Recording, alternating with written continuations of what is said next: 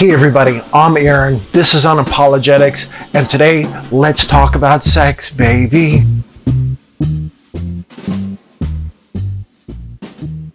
Sorry, that came out when I was in college, so I just had to throw that in there.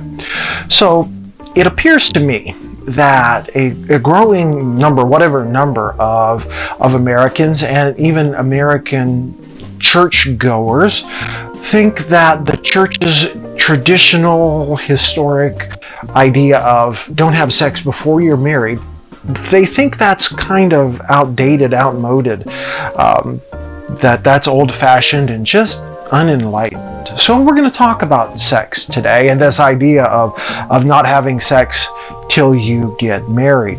So the first place we should begin, of course, is that foundation of our faith that handed down to us that we find in Scripture and things where Jesus says, even you've heard it said, you know, don't have sex with people like that, but don't even look at them lustfully, otherwise it's like you did have sex with them. So he's intensifying this rule that we shouldn't be, the old-fashioned word for it is fornicators, right? Having sex before you're married.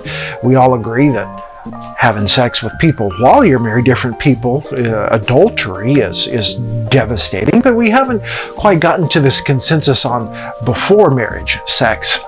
So we've got Jesus here giving us this very high standard to not do it. And you know what? Being a young person and single, I remember being, jet fuel testosterone and not having sex before you're married is brutal. But there's good reasons for it.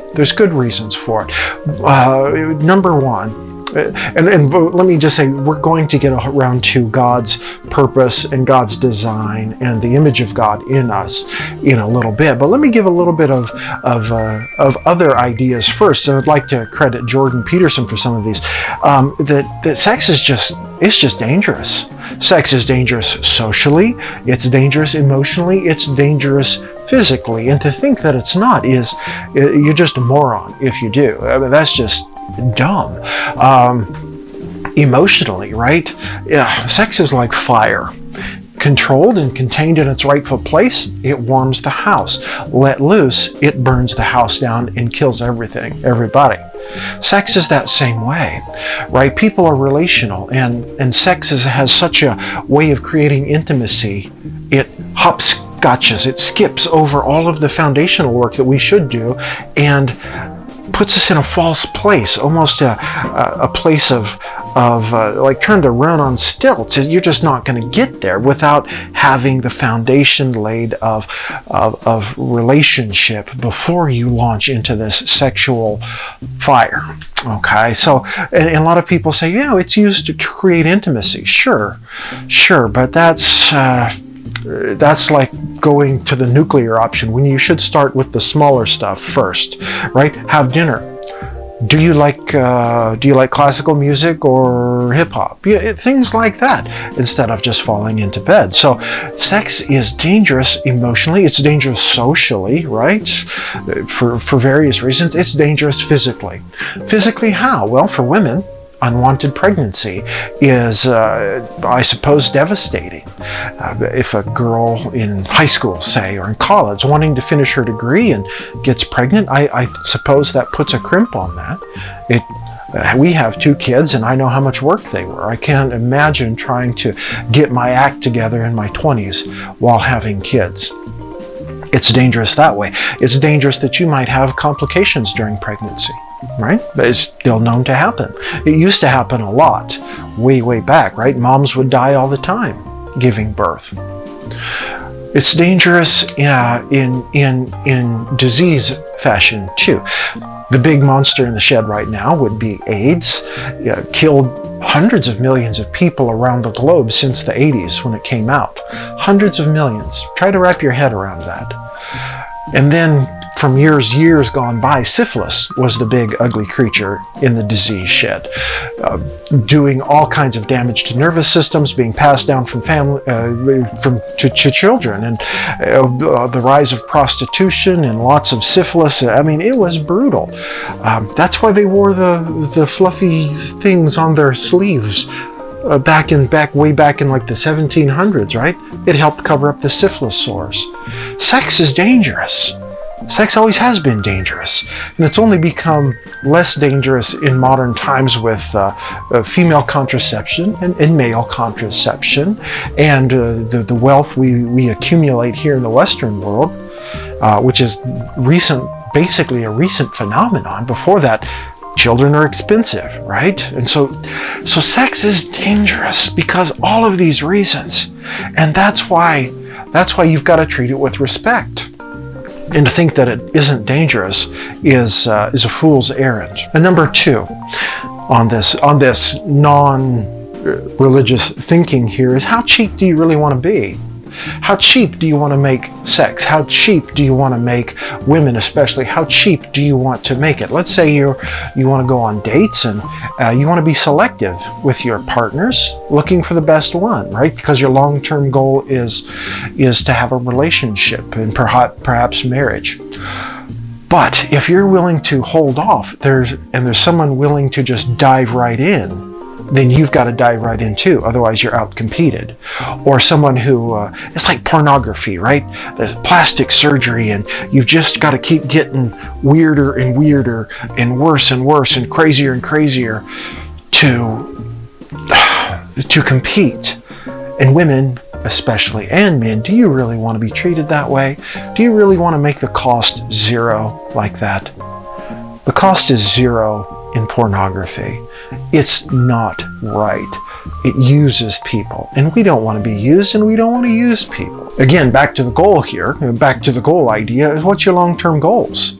Do you want to be an 85-year-old who said YOLO and it has no family because they're friends because they're all dying off and you're stuck in the rest home? Or would you rather have a committed relationship with a life of purpose and meaning with a partner?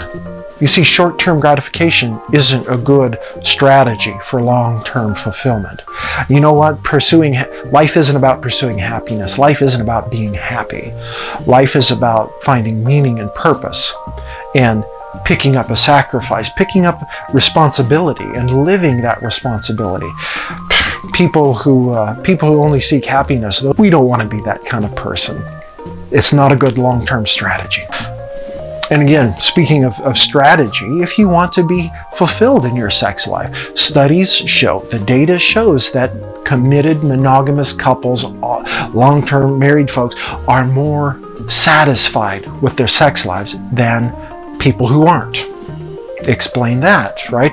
If freewheeling sex is the awesome thing and you're just trying it out here and there and trying this person out and creating intimacy with all these different people, why is it not satisfying? By our own admission. So there must be something wrong there. Okay, so let's get to the God part here. We are, number one, created in the image of God, and number two, we have to think of God's purpose in creation. So number one, the image of God. God is Father, Son, and Spirit, always in perfect, loving relationship. And we are created to be in perfect, loving relationship. We're social creatures, social animals. We yearn for that perfect, loving relationship.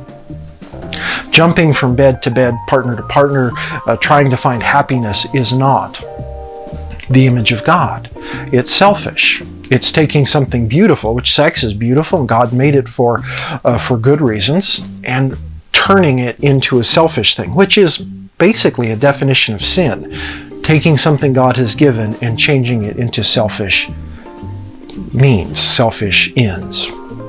So we're to be like God. We're created in the image of God, and we don't want to use someone else for our own gratification just because, hey, you're sexy, I want to have sex with you. Bang, bang, bang, bang, bang.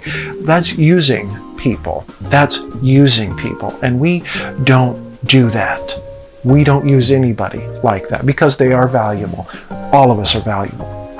Now, the second thing about that is God's purpose in creation. Of course, God's purpose in creation is to be creative and fruitful and multiply, right? And kids in a non-married situation have a hard go of it. And parents have a hard go of it. We were once talking with a pediatrician about this, April and I were, and we said, boy, we just don't know how single parents do it. And the pediatrician laughingly said, they don't do it very well. Kids thrive when there's a mom and a dad. You need both. So why would we want to bring children into a non-family like that? So creative, thriving in that way. And then secondly, God's purpose is that we should be like God, again, the image of God. When we commit to someone fully, we give ourselves to them, we sacrifice for them. And what I mean is, when I married April, I said, I am for you. And I sacrificed everyone else, everything else. I am for you. And that's a big commitment. That is love, to be for and with someone, and that reflects God. Just, again, using people for your own gratification and never committing, never sacrificing for someone, it doesn't build trust, it doesn't build relationships, it's just selfish and cheap and easy. And who wants to be that way? That's not what life is all about. Life is to be meaningful and rich and to be with someone. Okay, so I'm going to wind it up here now, but one thing, just really quickly, Jordan Peterson, he said, if you're uncomfortable talking with someone about sex, perhaps you shouldn't be doing it with them either. And I think that is funny and true. And I'll assert to you that the traditional Christian view of wait until you're married to have sex, because it is so beautiful, it is so enhancing, that it should be saved for that special time. I will say that is what you should do, and don't make it cheap. Thanks, and I'll see you next time.